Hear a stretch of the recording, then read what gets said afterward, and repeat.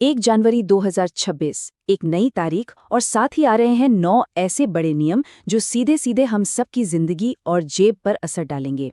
अगर इन पर ध्यान नहीं दिया गया तो भारी जुर्माना भी लग सकता है। तो आज हम इन्हीं नियमों को एक एक करके समझेंगे ताकि हम सब पहले से तैयार रहें। तो सवाल यही है कि आने वाले इन बदलावों के लिए हम कितने तैयार हैं, क्योंकि ये सिर्फ कैलेंडर पर बदलती हुई एक तारीख नहीं है। ये हमारी बचत, हमारे खर्च और हमारे फ्यूचर प्लान्स पर सीधा असर डालने वाले हैं। चलिए एक एक करके देखते हैं कि हमें किन किन बातों का ध्यान रखना होगा। तो सबसे पहले और सबसे बुनियादी बदलाव जो हो रहे हैं वो हमारी डिजिटल और फाइनेंशियल पहचान से जुड़े हैं।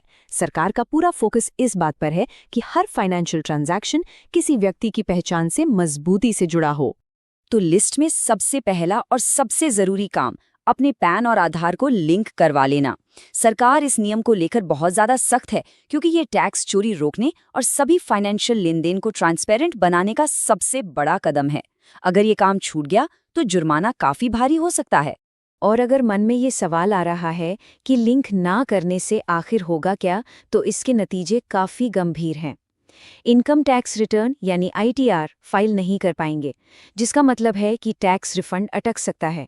बैंकिंग सर्विसेज रोकी जा सकती हैं और किसी भी सरकारी योजना का लाभ भी नहीं उठा पाएंगे। तो समझदारी इसी में है कि ये काम तुरंत कर लिया जाए।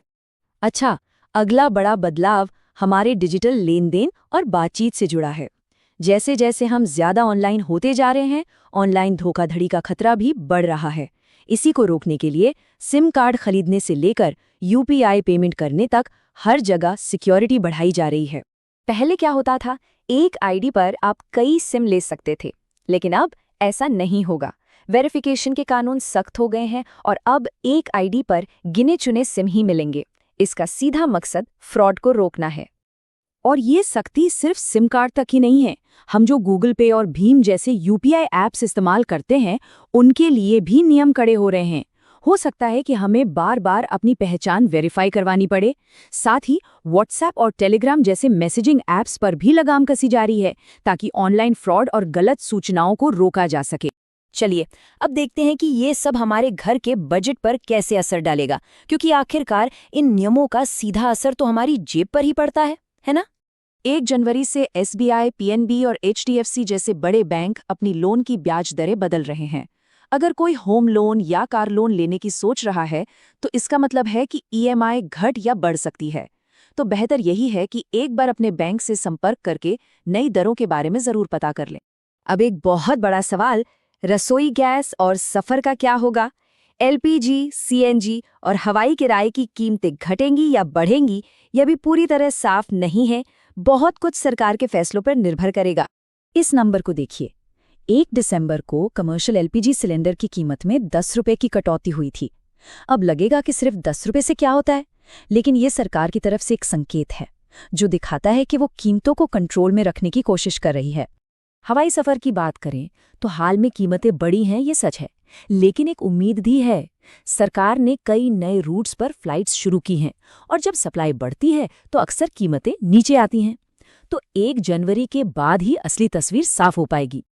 अब रोज के खर्चों से हटकर जरा बड़े फाइनेंशियल मामलों पर आते हैं, जैसे कि हमारी इनकम, टैक्स और गाड़ियां खरीदने जैसी बड़ी प्लानिंग। इस टाइमलाइन पर ध्यान देना बहुत जरूरी है। 1 अप्रैल 2026 से एक बिल्कुल नई टैक्स प्रणाली लागू हो जाएगी। सरकार का मकसद टैक्स भरने की प्रक्रिया को और आसान बनाना है, लेकिन इसका मतलब ये भी है कि नए ITR फॉर्म और नए नियम आएंगे जिनके बारे में हमें पहले से जानना होगा। सरकारी कर्मचारियों और पेंशनभोगियों के लिए ये एक बहुत बड़ी खबर है। 1 जनवरी 2026 से 8वें वेतन आयोग के लागू होने की पूरी उम्मीद है।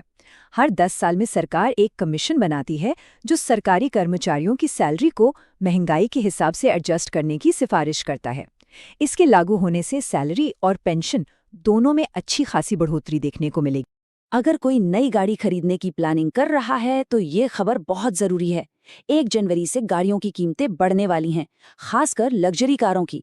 ऐसा इसलिए है क्योंकि सरकार प्रदूषण को लेकर नए सख्त नियम ला रही है और इन नियमों को पूरा करने के लिए कंपनियों को इंजन में महंगे बदलाव करने पड़ रहे हैं, जिसका असर कीमतों पर दिखेगा। निसान, BMW, MG और रेनो जैसी लग्जरी गाड़ियों की कीमतों में लगभग 3% तक की बढ़ोतरी देखी जा सकती है। तो अगर गाड़ी खरीदनी ही है तो शायद यही सही समय हो सकता है। अब बात करते हैं हमारे देश की रीढ़ की, यानी हमारे किसानों की। सरकार ने उनके लिए भी कुछ बहुत जरूरी बदलाव किए हैं। किसानों के लिए ये 3 बड़े बदलाव हैं। पहला, पीएम किसान जैसी योजनाओं के लिए अब एक यूनिक किसान आईडी जरूरी होगी। दूसरा, फसल बीमा का दायरा बढ़ाया गया है। और सबसे जरूरी बात, फसल के नुकसान की रिपोर्टिंग के लिए एक सख्त टाइमलाइन तय की गई है। इस प्रोसेस को समझना बहुत जरूरी है। अगर फसल को नुकसान होता है तो अब सिर्फ 72 घंटे के अंदर इसकी सूचना देनी होगी। अगर इस समय सीमा के बाद रिपोर्ट की जाती है तो कोई मुआवजा नहीं मिलेगा। तो इन सभी 9 नियमों को एक साथ देखने पर एक बड़ी तस्वीर उभर कर सामने आती है। हमारा देश एक ज्यादा रेगुलेटेड, एक ज्यादा फॉर्मल अर्थव्यवस्था की ओर बढ़ रहा है। और ये बदलाव हम सब नागरिकों से और ज्यादा एक्टिव और जागरूक रहने की मांग करते हैं। और आखिर में ये सवाल हम सब के लिए है। ये बदलाव सिर्फ नियम नहीं है, बल्कि ये हमारे जीने के तरीके में एक बड़े बदलाव का संकेत है। तो सवाल ये है कि क्या हम सब एक साथ मिलकर इस नए और ज्यादा व्यवस्थित भविष्य को अपनाने के लिए तैयार हैं?